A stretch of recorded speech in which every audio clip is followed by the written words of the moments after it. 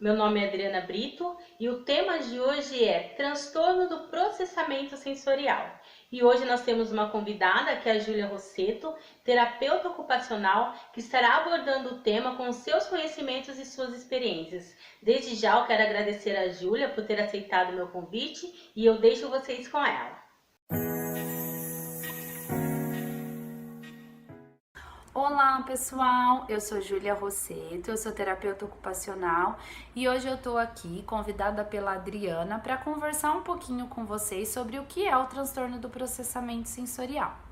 Mas antes da gente entender sobre essa dificuldade, eu gostaria de falar com vocês sobre o que é o processamento sensorial e a prevalência dele no desenvolvimento infantil. Então vamos lá? Então, o processamento sensorial, ele nada mais é do que um processo neurológico que organiza a sensação do nosso corpo e do ambiente e torna possível a gente usar o nosso corpo de maneira eficiente no meio, né? Então, um exemplo disso é quando a gente tá numa festa, né? E essa festa tá com muito barulho e a gente tá conversando com uma pessoa, né? E a gente tá ali atenta, né? Estamos conseguindo nos organizar e manter essa conversa mesmo que nesse ambiente possa estar calor, possa ter crianças pulando, gritando, né? Possa ter muitas luzes, né? Piscando. A gente consegue se organizar e manter a atenção naquilo que a gente tá conversando com aquela pessoa. Então, isso é a capacidade do nosso cérebro em organizar todas essas sensações que acontecem no ambiente e responder para aquilo que a gente precisa. Então, nesse exemplo que eu dei, por exemplo, a resposta, né, que a gente espera é eu conseguir me manter atenta a essa pessoa e manter essa conversa e não ficar prestando atenção na luz e não ficar prestando atenção, por exemplo, nas crianças que estão gritando, né? Então, isso é um processamento sensorial saudável, né? É eu conseguir organizar todas essas informações e responder de maneira adequada. E isso não é algo que a gente pensa para fazer, né? Isso é algo que acontece, né, a nível de sistema nervoso central e de maneira automática, né, vamos dizer. A gente vai integrando essas informações e respondendo para aquilo que é importante e é relevante ao ambiente, né? Então, por exemplo, não é relevante num momento de uma conversa como essa numa festa, eu ficar prestando atenção no que a pessoa da mesa do lado tá falando, a não ser que eu queira realmente ouvir.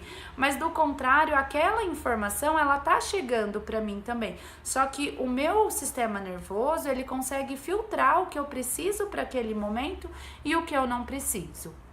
E aí, pra gente também entender um pouquinho sobre isso, e aí alguns exemplos que eu vou dar depois, é importante a gente entender sobre os nossos sentidos, porque eu sei que muitas pessoas conhecem, né, os 5 sentidos, né, que é o que normalmente a gente aprende na escola, né, e aí hoje eu vou explicar um pouquinho para vocês sobre alguns outros sentidos que eles são muito importantes aí nesse desenvolvimento infantil, na integração sensorial, e aí pra gente entender alguns exemplos quando a gente for falar sobre o transtorno do processamento sensorial. Então vamos lá.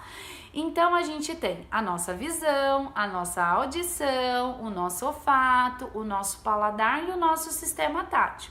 Esses são 5 sentidos que eu tenho certeza que todo mundo conhece. E aí a gente também tem outros 2 sentidos muito importantes, que é o sistema vestibular, que ele tá relacionado, né? Ele vai nos dar informação de movimento e de equilíbrio, né? A gente conseguir responder às sensações de movimento, ter equilíbrio. E o sistema proprioceptivo, que ele tá relacionado à nossa consciência corporal, né? A gente conseguir perceber o nosso corpo sem, por exemplo, usar a visão, né? Então, um exemplo disso eu fechar o meu olho e conseguir dizer como que tá o meu corpo, né? Sem que eu olhe para ele, né? Isso, quem nos dá essa informação e nos permite fazer isso é o sistema proprioceptivo. E aí, falando um pouquinho sobre isso, eu gostaria de emendar a prevalência agora do transtorno do processamento sensorial. O transtorno do processamento sensorial, muitas vezes as pessoas acham que ele é algo que acontece só em crianças com diagnóstico de autismo. E não, né? Então hoje a ciência ela nos mostra que 90% das crianças diagnosticadas com autismo, elas apresentam um transtorno do processamento sensorial. Então ele é uma comorbidade ao diagnóstico de autismo. Porém, ele também pode acontecer em crianças com outros diagnósticos, ele também pode acontecer em crianças típicas que não têm nenhum diagnóstico, mas tem o transtorno do processamento sensorial, né? Então, os pais começam a observar algumas dificuldades sensoriais, e não é porque muitas vezes ela tem essas dificuldades que elas têm autismo, né? Então, para a gente diagnosticar uma criança com autismo, então hoje no DSM a gente tem os critérios diagnósticos, o transtorno do processamento sensorial é um dos critérios diagnósticos, mas ele não se dá de maneira isolada para um diagnóstico de autismo. Existem outros comportamentos que são a base para esse diagnóstico. Então, agora que a gente entendeu um pouquinho sobre o processamento sensorial, a gente vai entender o que é o transtorno do processamento sensorial. Ou seja, né, nada mais é que a dificuldade de usar essas informações recebidas aí pelos nossos sentidos e conseguir funcionar de maneira eficiente nas atividades do dia a dia, né? Então, ou seja, é uma dificuldade que a criança tem de processar as informações sensoriais. E quando as crianças elas apresentam o transtorno do processamento sensorial, isso vai trazer um impacto muito importante no dia a dia dela, né? E principalmente ela vai ter dificuldade em relação à parte da coordenação motora, na regulação do sono, na alimentação, na atenção, na aprendizagem, no funcionamento social, né? Claro que cada criança apresenta uma dificuldade, não é porque ela tem o transtorno do processamento sensorial que ela vai ter dificuldade em todas essas áreas, né? Por quê? Porque existem alguns tipos de dificuldade aí nessa interpretação, né? Então, quem vai conseguir avaliar e detectar isso vai ser um terapeuta ocupacional através de uma avaliação, né? Que ele vai fazer nessa criança para identificar qual dificuldade que ela tem. Então, hoje eu vou explicar, né, de maneira breve para vocês os tipos aí de disfunção que a gente tem. Mas assim, isso é sempre avaliado, né? Isso é sempre assim, detectado a partir de uma avaliação. Então, eu vou dar alguns exemplos para a gente conseguir entender.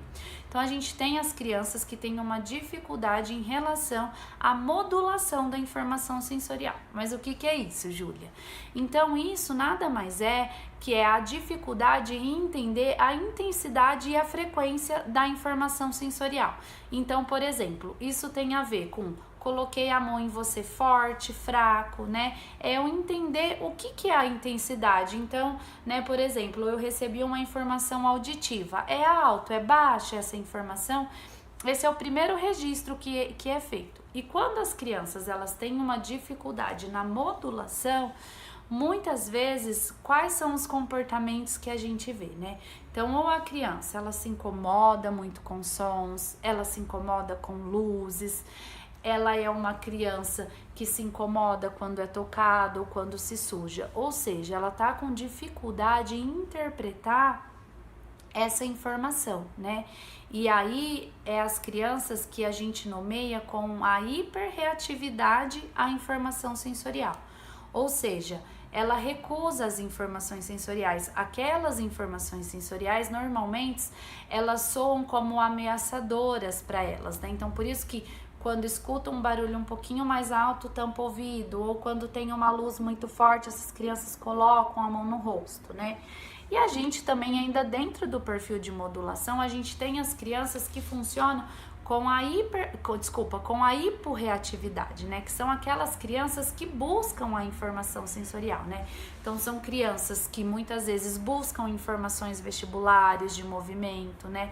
Então, são aquelas crianças que, por exemplo, em relação à parte tátil, se elas caem, elas se machucam, elas não percebem, né? Ou elas demoram a perceber e a vir e a solicitar ali pro adulto alguma ajuda, né? Então, ou seja, elas precisam de buscar essas informações. Isso é a dificuldade de modulação. Depois a gente tem as crianças que têm dificuldade em discriminar. E aí o que é isso? Qual é a diferença?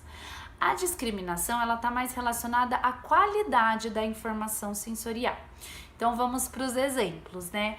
Então, por exemplo, quando alguém me toca, sem que eu veja, né? Então, por exemplo, o tocar, a primeira coisa é, eu vou modular, né? Foi um toque forte, foi um toque fraco.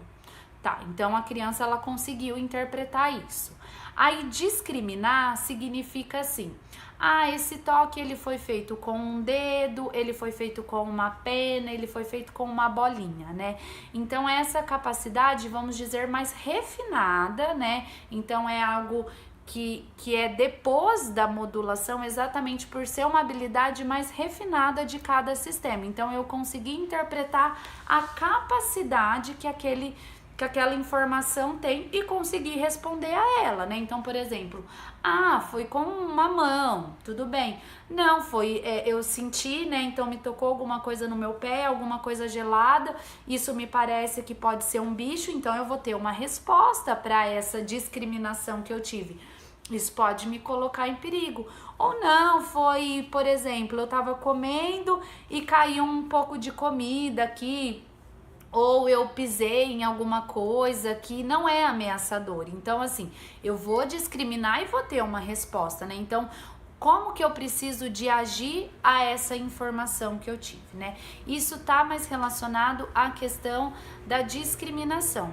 E aí a gente também tem as crianças que têm as dificuldades de prax, né? Que na verdade o que a gente chama são a dispraxia, né? Que é aquela criança que ela é mais desajeitada, né? Então muitas vezes ela consegue, né, ter essa interpretação das informações, mas quando ela vai colocar isso na prática, a parte motora dela, ela não responde da maneira como deveria, né? Então, aos olhos aí, né, a gente olhando aí num geral, a gente olha e fala, nossa, ele até consegue, por exemplo, fazer um suco, mas ele é tão desajeitado, ele derruba as coisas, ele se perde nas etapas, né?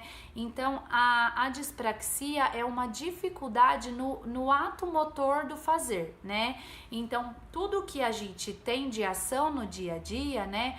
A gente tem que ter uma ideação, um planejamento e uma execução. Então, por exemplo, eu tenho a ideia de tocar alguma coisa, né? Então eu olho alguma coisa, eu tenho a ideia, eu quero tocar isso para sentir.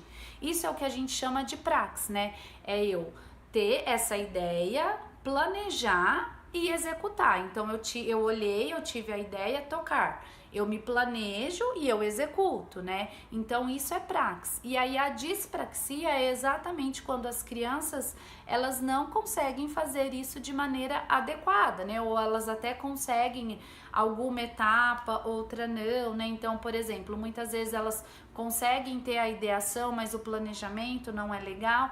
Enfim, isso muda muito de uma criança para outra, né? E aí, através de uma avaliação de um terapeuta ocupacional especializado aí, né, nessa abordagem de integração sensorial, que a gente vai conseguir entender quais os padrões do transtorno do processamento sensorial melhor se enquadra, né, nessa criança, qual é o perfil sensorial dela, para a gente conseguir tratar, né, tratar e ajudar, né. O tratamento, ele é feito também por um TO, através da técnica de integração sensorial, né, que ela foi desenvolvida, né, toda essa teoria por uma terapeuta ocupacional norte-americana, que é a doutora Ana Diners. Ela já é falecida. E aí a técnica, né, para o tratamento desse transtorno, ele tem, né, as medidas de fidelidade, todas as coisas que a gente precisa de seguir para conseguir ajudar, né, essas crianças que têm essa dificuldade no processamento das informações sensoriais. Então, por hoje é isso, pessoal. Eu espero ter conseguido contribuir um pouquinho aí para vocês no aprendizado, né, dessa dificuldade, né, das crianças. Hoje a gente focou um pouquinho aí no autismo, né, pra gente conseguir linkar o transtorno do processamento sensorial no autismo. E aí, se vocês ficarem com alguma dúvida, eu fico à disposição aí pra gente conversar sobre isso. Um abraço, tchau, tchau!